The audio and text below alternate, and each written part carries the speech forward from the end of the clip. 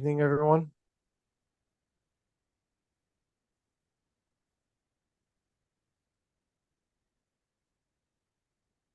Good morning. We'll get started here in just a moment. Let's see.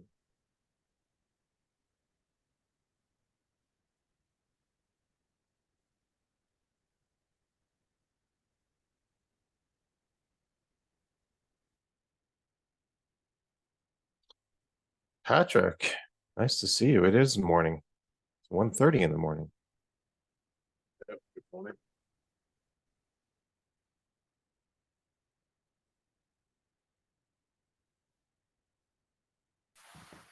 Hello. Hi all. Hey, Philippe. Hello. Alyssa. Yeah. Hey Steve, can you point me to the notes? I'll take notes with you. I don't have a doc for notes, but we can go ahead and create one. Okay.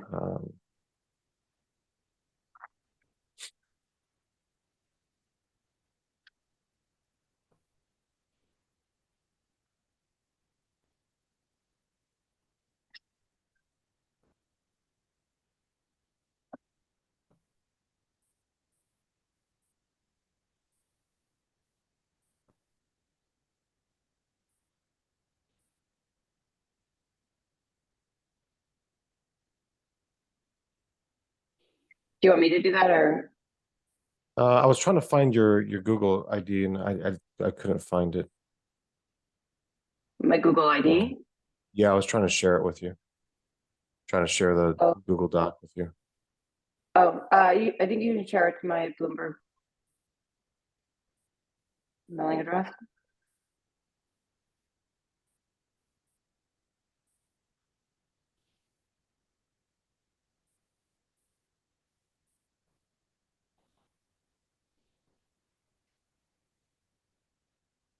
Okay. Let's see.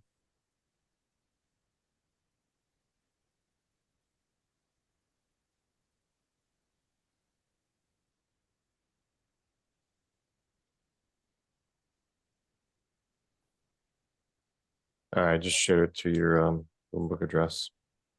Thanks.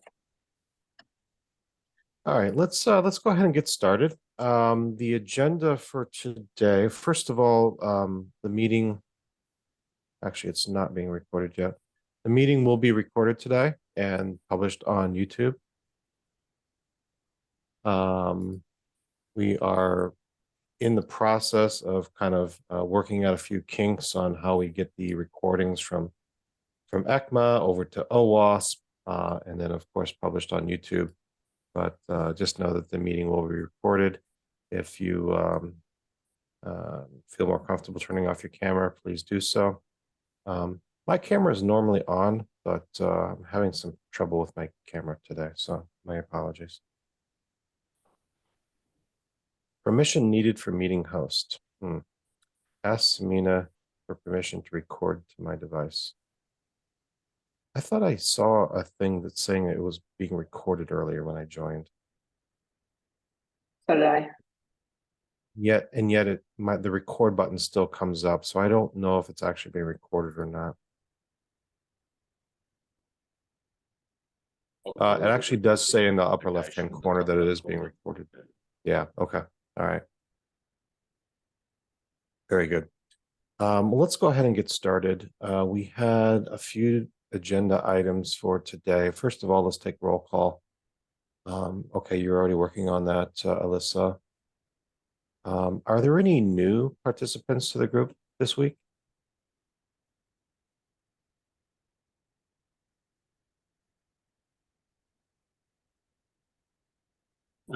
Axel Worth here with MedCrypt. I'm not new to the larger topic, as you know, but I'm new to this particular call.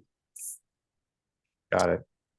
Welcome, Alex or Axel. Thank you.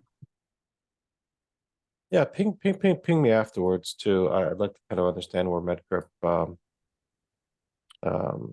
could benefit from this. Anyone else that is new on this call? I'm not seeing anyone, but And then I put the link to the notes in the chat. If people want to add their like where they're coming from, I think that would be helpful. I can't collect it here from everybody's names. So thank you. And if you want to help us take notes, I think that would be helpful.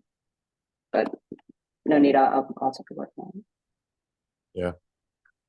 Let's dive into the first item on the agenda, which was the cryptography bill of materials. Let me go ahead and share my screen if I can do that.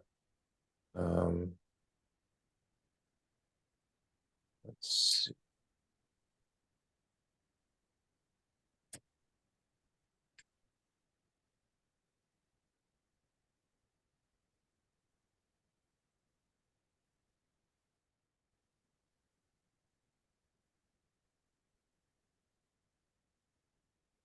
We're not seeing your screen yet.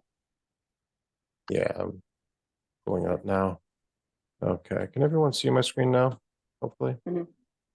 All right.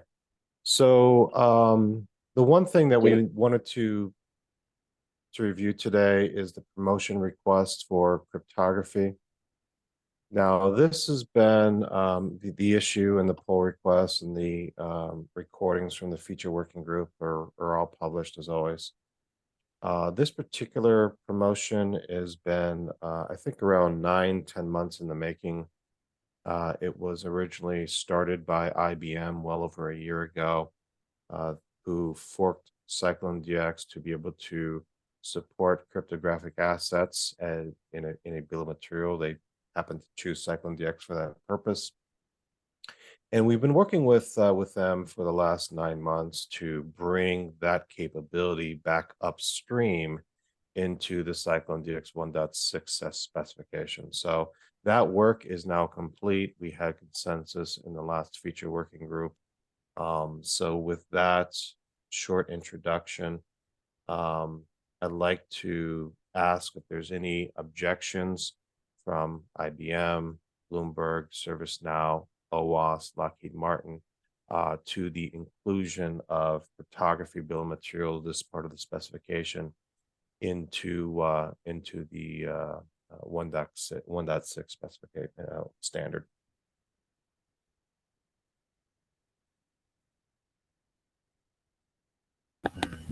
Hello, this is Jan, representing OWASP. Generally speaking, I don't have any objections to that, but I did my review last minute, so I think we should consider changing the dependency mapping that we lately introduced. Talk about that later, but from all the wordings and the features that are coming, I don't see any issues. Got it. Thanks, Jan. Appreciate it.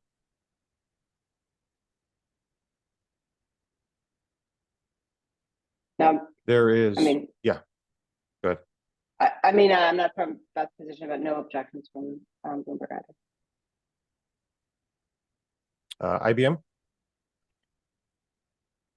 Any objections? It'd be odd if I had an objection, Steve. So none. I would have thought I would have heard it an hour ago, but got to capture that map. Thank you. And from Lockheed Martin. No objections from us. It looks like it'll be a useful addition. So thanks. Thanks, Keith. Appreciate the support. All right, so let's go ahead and pass this. No objections to the adding of CBOM to the CycloneDX 1.6 specification. So thank you for your support on that. During the last call, part of our charter is to research other topics of relevant interest. And I know Samina threw out the idea that, maybe we could have Philippe Auberdin come and present package URL to the TC. So I believe Philippe is here today. Philippe, would you like to kick things off? Sure. Thank you for having me. And let me share my screen briefly.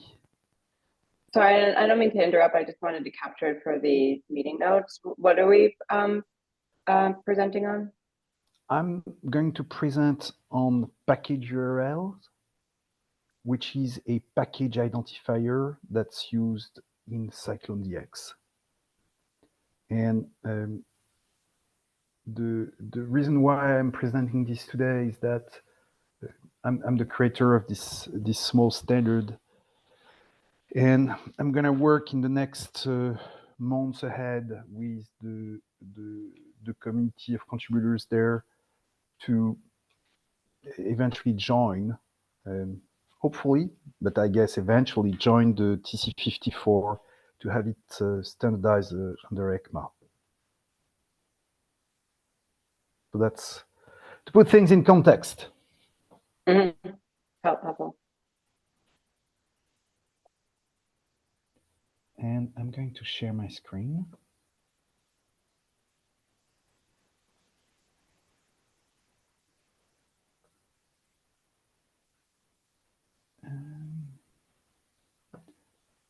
Share and edit view slideshow. There we go. So I'd like to move briskly because many of you may already know what we're talking about. The topic today is discussing how we can identify packages. And packages are kind of an important and interesting topic in the world of CycloneDX and SBORM and software composition analysis in general. So as far as I'm concerned, so my name is Philippe Ombredan. I'm the lead maintainer of a stack of open source tool called About Code. I'm also the CTO of a software company called NextB that provides services on top of these tools. Tools and data, I shall say, by the way. Okay, so you know the context, right? The context is that we have more and more complex software where we assemble more and more third-party code, the bulk of it being free and open source software in very deep and dynamic dependency graphs. And we're assembling more and more packages. That's awesome because we've realized the promise of doing software using components, but it comes with a small price, which is it outgrows the thing you could put in a spreadsheet in Excel in most cases. You need structured document, you need SBORM, you need CycloneDX, basically.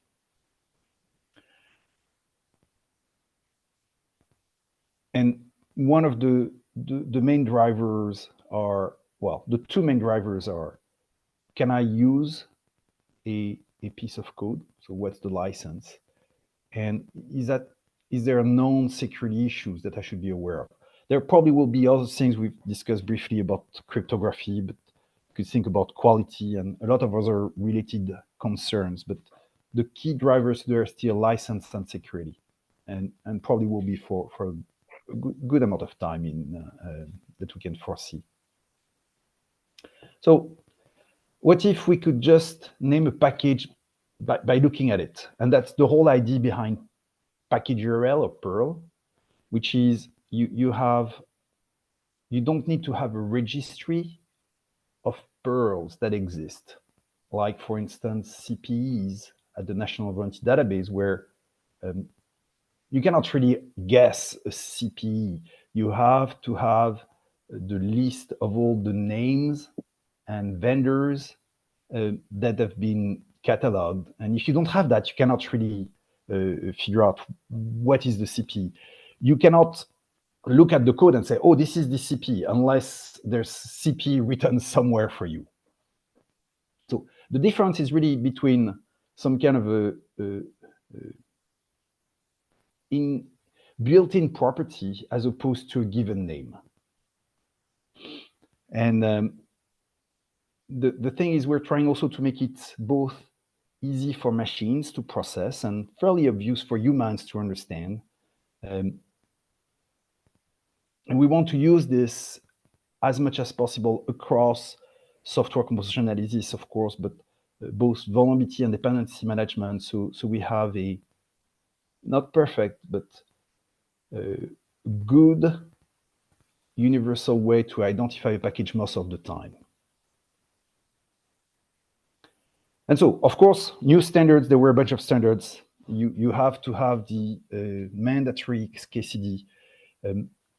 If you have yet another standard, you are effectively promoting proliferation, and it may not be a good thing. The thing is that there was not really an existing standard there, and there was no way until recently to effectively address these across the board. So enter package URL. You have an example here, and it's intended to be extremely obvious. If you're a JavaScript developer that uses NPM, the Node Package Manager, use a package called foobar version 12.3.1, and you say it's NPM there. If it's a Python package, same thing. And you can find this information just by looking at your install code and the set of package metadata that were left by your package installers. You can check package registries. You can download package archives. All that at all time you'll be able to find just by looking at the code, the string, small string, which is a package URL. And if we fast forward to this, so we started originally in a tool I maintain called ScanCode, and we parse package manifest from many different ecosystems. We needed a simple way to identify a package in our output, in our JSON output.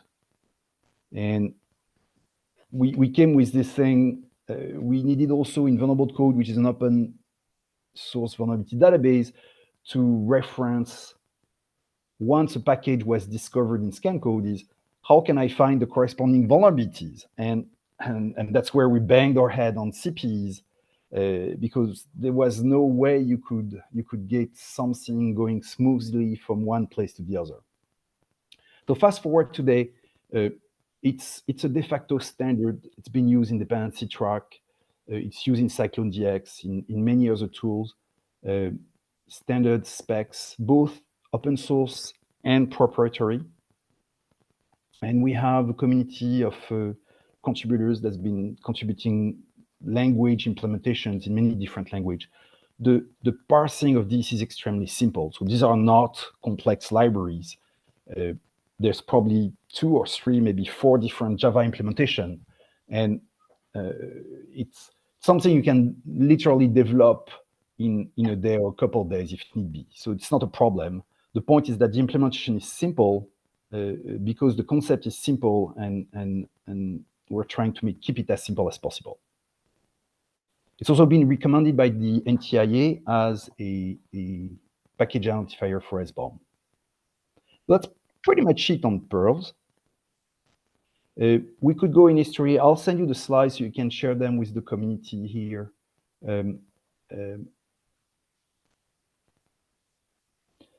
It's interesting, like it became eventually, and probably in good part because of CycloneDX and dependency track, a de facto standard in the space, but it's pretty much used everywhere. There's even consideration to have something that resembles Perl in the next iteration of the National Vulnerability Database. And of course, if I'm able to convince the community here to join this technical committee for standardization, I think I should be able to succeed there. Having it as a standard will just increase its reach and its ability to be used across the board. Some quotes, it's already almost 2 years now, but still fairly relevant, from one of the VP of the Linux Foundation, which said very nice words here. I'm going to let you read this for a sec. Another quote from someone that may recognize himself if he's on the call, that I didn't have the time to get a formal agreement with, so I've not named the person. Which was a nice quote, nice words about package rail too.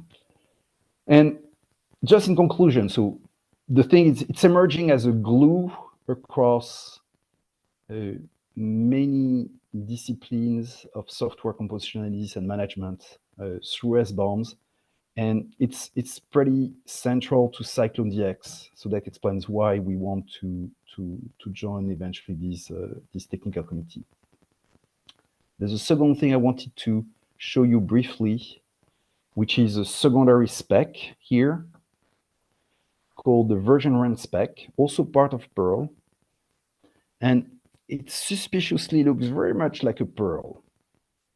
But the intent here is to go a bit beyond is how can we express in a compact and fairly obvious way a version range for a given package, be it the range of vulnerable versions. So here we could say, for instance, this is a range for CV123 for an NPM, and it says it has to be the versions that are vulnerable are version 123 or superior or equal to 2, but inferior to 5. So it reads like you would expect it to read. And it's about to be merged. It's been pending, and it's already partly used in other specs, in particular in CycloneDX. So it's about to be merged in the Perl spec. There's a URL there, and it's useful because this range of version exists all around. They exist when you define constraints for dependencies. You say, oh, I'm using OpenSSL, but it has to be version 3.0 or higher, or that's functional dependency range. Could be much more complex than that. Or again, vulnerabilities to determine what is a range of vulnerable version. In some case, what is the range that's fixed? And the two together with a third element, which is a registry part of the spec and the repo, which explains how to use it for NPM, for Python, compose a nice, wholesome solution. So the thing is, naming is hard. Many people say, or there's a saying that it's the second most difficult thing in software. And I guess if you look at the range of things we need to name, there's licenses, and we have a good thing with license IDs and expression from SPDX.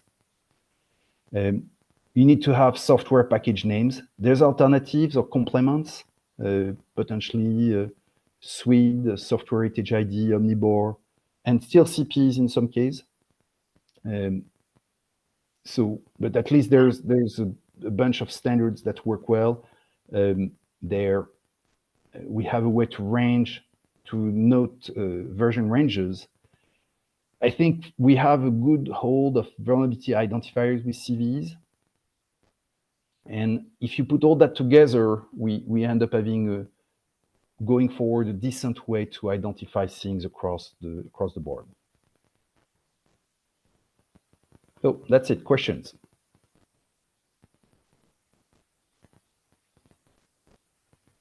What? So you talked a little bit about, VERS as the future work for this project. Are there other big things you kind of envision technically for the spec going forward? Other key initiatives that you'd want to see incorporated, just so we make sure alignment of your vision with what the TC would potentially be responsible for? No, I think it would be that's it at this stage. We could, but it's more of from an operational perspective. We could probably work also in future on providing a registry of Perls, but I don't think it fits well with the whole idea of Perl to have a registry. I think more being able to expand the specification on how you can validate, refine reference, and enrich the support for each ecosystems, clarify a few darker corners to remove the cobwebs. All that would be really the thing I would expect here to happen, so that works best for everyone. So in terms of work that would take place in the community, I think that would be, in terms of new significant work on the spec, there's nothing I can fathom right away. If I can identify a package and know its versions, it's already a big win.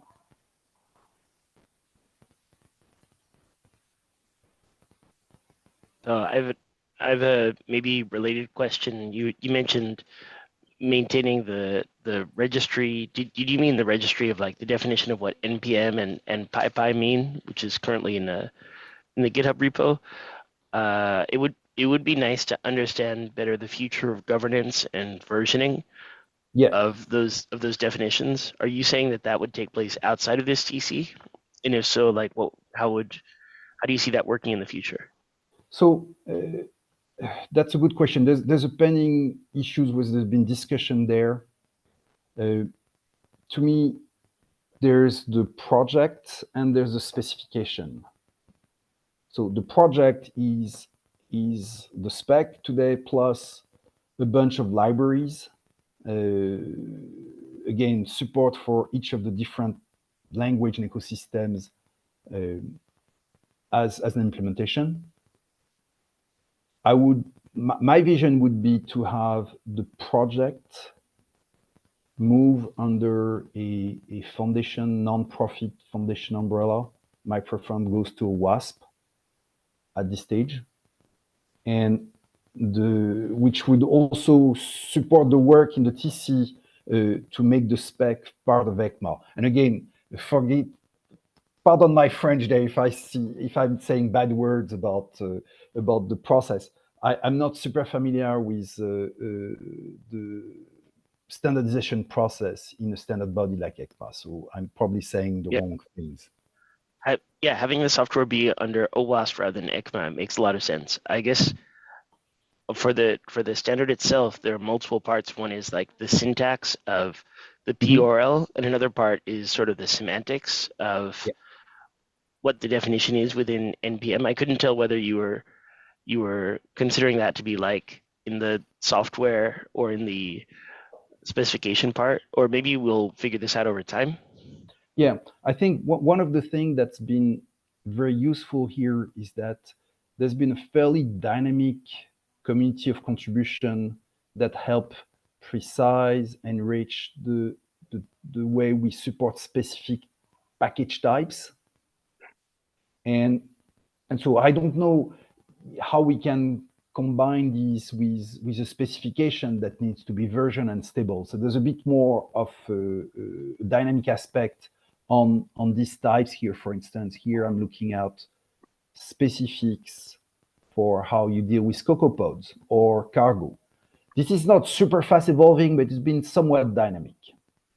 On the other hand, the spec itself is not something that's designed to evolve at a fast pace. To the contrary, it has to. There's a lot of ramification. There's work to do, as I said, to clean up, clarify, precise, and evolve the spec with a light touch over time. But this is much more stable. The other part is a bit more dynamic. So we'll have to discuss how this could take place.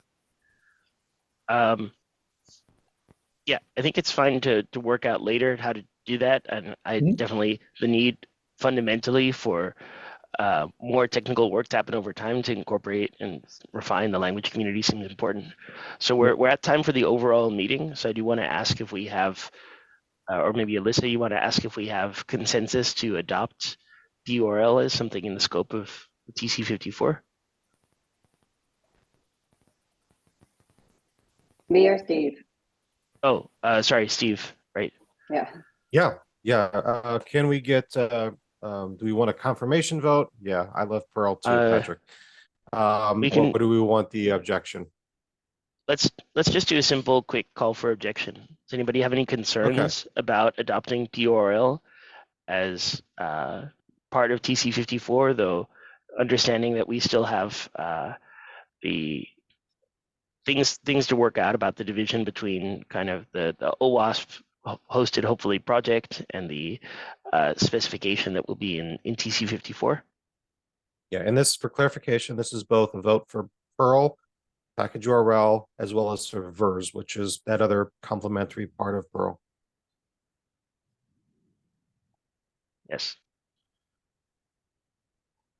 Great. Seems like we have consensus on this. So I think that concludes the meeting. And thank you so much, Philippe, for coming and presenting. And I'm very happy that we're able to work on this within these communities. Great. Who should I send the slides I've been using to you, Daniel or Alisa?